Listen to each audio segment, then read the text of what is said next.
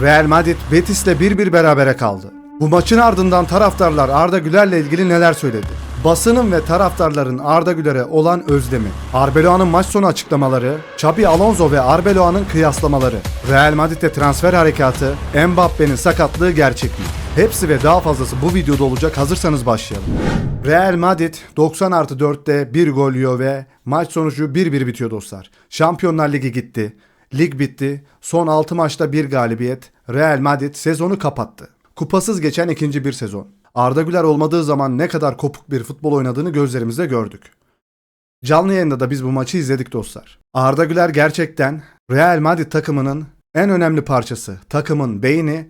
Bunu herkes gördü. Real Madrid taraftarları da görmüş oldu. Arda Güler sakatlandı diye üzüldük. Hala üzülüyoruz ama bu sakatlık onlara ders niteliğinde oldu. Arda Güler'in yokluğunu ancak bu şekilde görebilirlerdi. Şimdi bütün taraftarlar Arda Güler'i özlüyoruz diye yazmaya başlamışlar. Hepsini tek tek göstereceğim.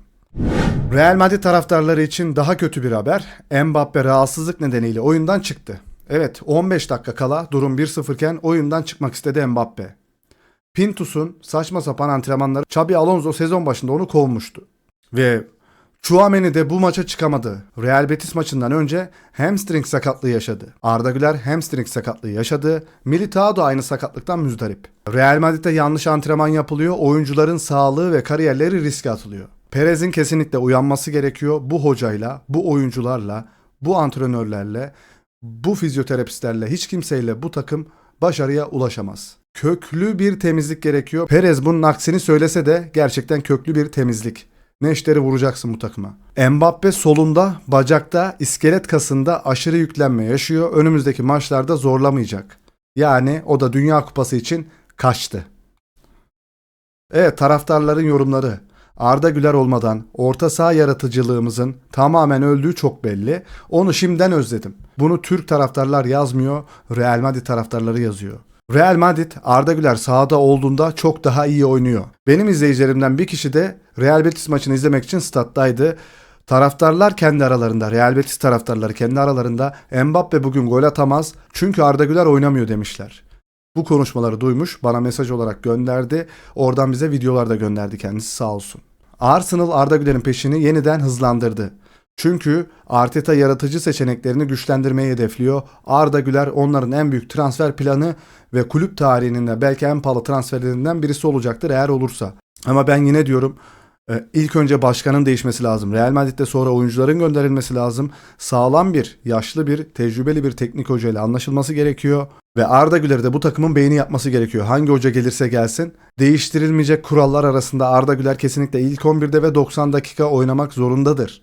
Herhangi bir aksilik olmadığı sürece yazılmalıdır. Bence benim görüşümde budur. Bana katılır mısınız bilmiyorum. Dostlar, bu haberlerin daha fazla insanın önüne çıkması için, daha fazla gündeme gelmesi için lütfen videomuza like atarsanız çok sevinirim. En azından 1000 like'ı geçelim bu videoda. Zor bir şey değil, like atmak ücretsiz. Kanalımıza abone olursanız 10.000 abone olmak istiyoruz. Abone olmak da ücretsiz dostlar. Bunları yaparsanız beni çok mutlu edersiniz. Teşekkür ederim. Çılgın bir bilgi. Bu Arda Güler'in 2,5 yıldır Real Madrid kadrosunda yer almadığı ilk sefer. İşte böyle düzenli bir oyuncu, böyle profesyonel bir oyuncu ilk defa takımdan ayrı kalıyor, o da sakatlık nedeniyle. Geçmiş olsun Arda Güler'imiz. Avustralya maçıyla da dönüyor sahalara. Mbappe gelmeden önce, Mbappe sakatlandığında ve Bellingham sakatlandığında Real Madrid 5 maç ard arda kazanmıştı ve Manchester City'yi de elemişlerdi. Celta'yı yeniyorlar, City'yi yeniyorlar, Elche'yi yeniyorlar, yine City'yi yeniyorlar, Atletico Madrid'i bile yeniyorlar. Mbappe geldikten sonra neler oluyor? Mallorca'ya yeniliyorlar, Bayern Münih'e yeniliyorlar, Girona ile 1-1 berabere kalıyorlar, Bayern Münih'e yine yeniliyorlar, sadece Alaves'i yeniyorlar ve Real Betis'le de 1-1 berabere kalıyorlar. Mbappe efekt. Arda Güler ve Tchouaméni'nin üstüne Mbappe de hamstring sorunu yaşıyor. Xabi Alonso sene başı Pintus'u teknik ekipten kovarken haklıymış diye bir yorum vardı. Gerçekten de Alonso kovmakta haklıymış bu adamı. Xabi Alonso Real Madrid'de neler yaptı? 34 maç, 24 galibiyet, 6 mağlubiyet, 4 beraberlik. Arbeloa Real Madrid için 23 maç, 14 galibiyet, 7 mağlubiyet. Daha az maç, daha fazla maç kaybı. 2 tane de beraberliği var. Alonso'yla kesinlikle devam etmeleri gerekiyorlardı. Ona mutlak güç vermeleri gerekiyorlardı. Ama onu güçsüz bıraktılar lobiler karşısında. Arda Güler'i de çok destekliyordu kendisi. Son dakika Mbappe'nin sol bacağındaki hamstring kasında aşırı yüklenme sorunu var. Al sana haber. Şimdiden seni özlüyorum. Herkes Arda Güler'i özlüyor. Biz de Arda Güler'in yokluğunda nasıl oynuyorlar diye izledik. Rezillerdi. Rezil Madrid. Vitinha, Real Madrid'e mi gideyim? Paris Saint-Germain'den ayrılmak benim için aptallık olur demiş. Doğru söylemiş. Şimdiye kadar Madrid'in en iyi oyuncusu kim? Bana göre Arda Güler. Size göre kim arkadaşlar bu sezon için? Real Madrid'in soyunma odası bölümü, Xabi Alonso'yu tutanlar kimlerdi? İsteyenler. Mbappe, Tchouaméni, Arda Güler, Ceballos ve Raul Asensio. Xabi Alonso'yu istemeyen oyuncular kimlerdi? Vinicius Junior, Jude Bellingham ve Valverde. Alın size efekt. Arbeloa efekti. Real Madrid'in 2025-26 sezonunda oynadıkları tek 3 oyuncu. Hiç şüphesiz en iyi 3 oyuncu arkadaşlar. Bunu Real Madrid taraftarları yazıyor. Tchouaméni en iyi oyunculardan birisi. Courtois ve Arda Güler. Diğer herkes çok çok düzensiz ve berbat diyorlar. Bu gece Arda Güler yok. Peki şimdi yaratıcılığı kim taşıyacak? Yoksa Vinicius'a pas ver ve inşallah futboluna mı döneceğiz? Hani herkes Vinicius Junior'a atıyor topu ve bir sonuç bekliyorlar. Ona mı dönecek dedi. Arda Güler'e abartılı denmişti. Onsuz bir maç ve hücum tamamen şaşkın görünüyor. Takımın en yaratıcı orta saha oyuncusu tartışmasız Real Madrid taraftarları Arda'mızı övüyor. Real Madrid tüm dünyayı şok etme riski taşıyor. Bu doğru. Vitinha, Upamecano ve Olise transferleri. Olise kesinlikle imkansız görüyorum. Real Madrid düşmanı kendisi. Diğerleri olabilir ama Paris Saint-Germain Vitinha'yı neden satsın? Çok başarılılar. Çok fazla paraları var. Hiçbir şeye ihtiyaçları yok. Tek ihtiyacı olan şey Vitinha. Neden sana versin ki en büyük silahını? Bu Real Madrid'in yaz transfer penceresi olsaydı memnun olur muydunuz? Yaz transferinde bunlar olsaydı. Jürgen Klopp gelseydi. Rodri, Nico Schlotterbeck, Endrick dönse, Nico Paz dönse ve Pedro Porro alınsa. Yani garip. Yine Arda Güler'i yazıp bunları alabilirsiniz bilmiyorum ama bunlar bile yetersiz bence.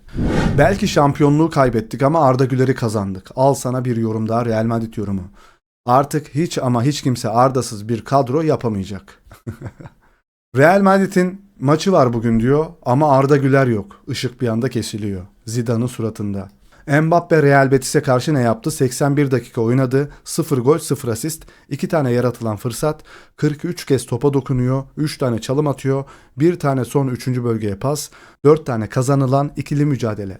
Arda varsa Mbappe de var. Mbappe'yi Mbappe yapan Arda Güler'dir. Penaltı gollerinin dışında diğer golleri Arda Güler attırmıştır zaten Mbappe'ye. Real Madrid taraftarlarından bazıları Jose Mourinho'nun geri dönmesini yeniden talep etmeye başladı. Yani Real Madrid taraftarları. Biraz uyanın şu rüyadan. Size ne oldu ya abi? Siz de mi kafayı yediniz? Yani Jose Mourinho'nun gelmesiyle Real Madrid kurtulacak mı zannediyorsunuz? Daha da kötüye gidersiniz söyleyeyim size. Bu sefer Şampiyonlar Ligi'ne bile katılamazsınız. Ligi 7. 8. sırada bitirirsiniz.